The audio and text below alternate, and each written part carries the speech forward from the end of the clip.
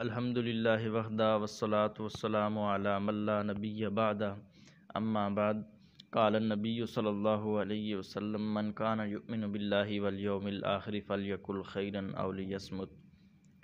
محترم سامعین، زبان کی حفاظت کے حوالے سے چند باتیں آپ کے سامنے رکھنا چاہتا ہوں۔ زبان کی حفاظت انتہائی ضروری ہے۔ نبی کریم صلی اللہ علیہ وسلم کے ارشادات اور شریعت مطہرہ میں بہت زیادہ اس پر زور دیا گیا ہے کہ زبان کی حفاظت کی جائے۔ آپ صلی اللہ علیہ وسلم کی صحیح بخاری اور مسلم میں حدیث ہے، آپ صلی اللہ علیہ وسلم نے فرمایا، جو شخص اللہ اور روز آخرت پر ایمان رکھتا ہے اسے چاہیے کہ وہ ہمیشہ اچھی بات کرے، او لیصمت، یا پھر خاموش رہے۔ اگر اچھی بات نہیں کر سکتا تو پھر خاموش رہے۔ اپنے منہ سے جب بھی بات کرنی ہے تو اچھی بات کرنی ہے۔ دوسری حدیث صحیح بخاری مسلم کی، آپ صلی اللہ علیہ وسلم نے ارشاد فرمایا، مسلمان تو وہ ہے کہ جس کے ہاتھ اور اس کی زبان سے دوسرے مسلمان محفوظ رہیں۔ المسلم من سلم المسلمون من لسانہ و یدہ۔ اب آپ خود اندازہ لگا لیں کہ جس شخص کے ہاتھ اور زبان سے دوسرے مسلمان محفوظ نہیں ہیں وہ کیسا مسلمان ہے۔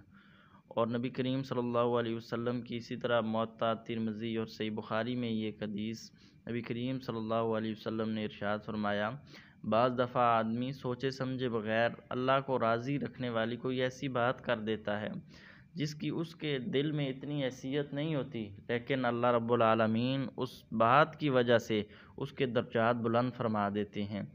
اور اسی طرح بعض دفعہ انسان اللہ کی ناراضگی کی کوئی ایسی چھوٹی سی بات اپنے منہ سے نکال دیتا ہے جسے وہ کوئی حیثیت نہیں دیتا، کہ معمولی سمجھتا ہے، لیکن اللہ تعالیٰ اس کو اس بات کی وجہ سے جہنم میں داخل کر دیتے ہیں اور وہ جہنم میں گر جاتا ہے اور اللہ اس سے ناراض ہو جاتے ہیں۔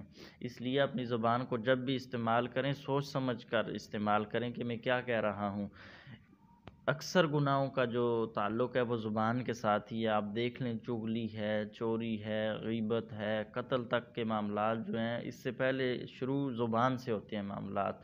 اور آج کل تو جھوٹ ہی اس قدر عام ہو گیا ہے، بندہ یہ موبائل پہ، ہاں جی کدھر ہیں، میں فلاں جگہ پر ہوں، ہوتا بندہ کسی اور جگہ پر ہے، موبائل پہ جھوٹ پہ جھوٹ بولی جا رہے ہیں۔ بعض تو مذاق میں جھوٹ بولتے ہیں، اور پہلے درس میں بھی ہم بیان کر چکے ہیں کہ جو شخص مذاق میں بھی جھوٹ نہیں بولتا اللہ رب العالمین اسے جنت میں گھر عطا فرمائیں گے۔ تو مذاق میں جھوٹ بھی نہیں بولنا چاہیے، اور سیریس بھی، زبان کو قابو میں رکھیں، اور جب بھی بات کریں تو اچھی بات کریں۔